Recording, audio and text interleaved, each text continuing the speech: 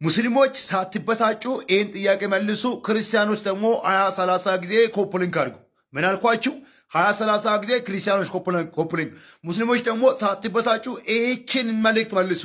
በቁርአን ሱራ 8:1 ላይ ሙሐመድ ዘራፊና የዘረፋ ገንዘቦችን የሚበላ ግለሰብ እንደሆነ አሁን በማስረጃ ላሳያችሁና እውነት የዘረፋ ገንዘብ የሚበላ ሰዎችን የሚዘርፍ ይህ የነቢያት ተግባር ነው ወይስ አይደለም የሚለውን ትመልሳላችሁ። ቀጥታ ወደ ጥያቄ ተመልከቱ።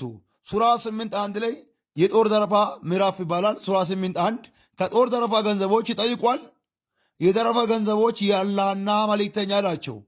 ስለዚህ አላህን ፍሩ፣ በመካከላችሁ ያላቸውንም ሁኔታ አሳምሩ፣ አማኞችም እንደሆናችሁ አላህንና መልእክተኛን ታዘዙ ባላቸው።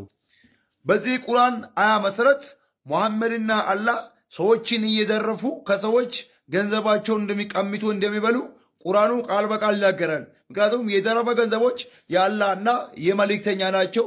ስለዚህ አላህ አሁን የሙሐመድ አላህ ሰማይ ላይ የሚኖር ከሆነ ወይ ደግሞ የማይታይ ከሆነ አላህ እንዴት ነው የዘረፈ ገንዘብ የሚበለው?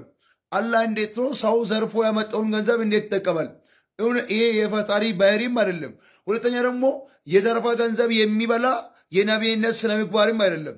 ይህ ሁለቱም ሀሳብ ደግሞ ሙሐመድም አላህ የሚባል ነገር እውነተኞች እንዳልሆኑና ሙሐመድ አላህ የሚባለውን እንደ አሻንጉሊት እያሳየ የሚኖር ግለሰብ እንደሆነ ቁርአን ቃል በቃል ይናገራል። እኔ ሳይሆን የጦር ዘረፋ ገንዘቦች ጠይቋል። የዘረፈ ገንዘቦች የአላህና መልእክተኛ ናቸው በላቸው ይላል። ስለዚህ ሙሐመድ የዘረፈ ገንዘቦችን የሚበላ ግለሰብ ከሆነ ይሁን ይህን ነቢይ ብለን ልንቀበለው አንችልም።